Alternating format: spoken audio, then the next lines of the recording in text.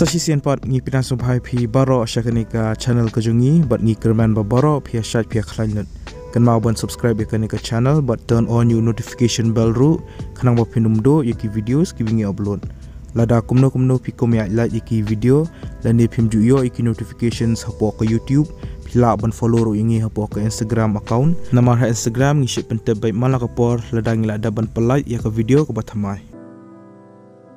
Yakini ki post lapalai taka District Project Management Unit lanika DMPU East Khasi Hills mentau penai arajar arpoar kakatang juga nika post kadai multitasking assistant kelas dia lanika tarik bakado hilaban submit yiki applications kadai hau arpokanai tarik benai September arajar arpoar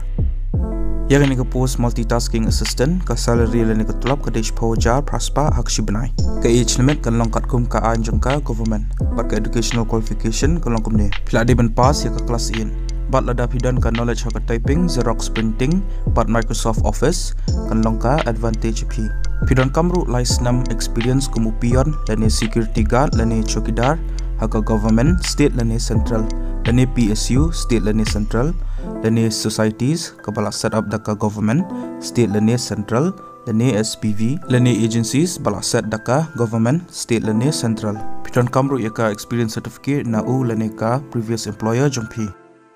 Ikan dilihat sekibalong eligible bagi pokok aban apply ya kena ke post pihak ban submit ya ke application haka prescribe format batru ki testimonials leni ki certificates ki jompi ki bapila self attest but after ki passport size der ki jompi yakini ki prescribe application form pila banyo nak kamera arspa san Office of the Deputy Commissioner Basin Development Unit East Khasi Hills nado shpo bujim stamp hado san buje janmin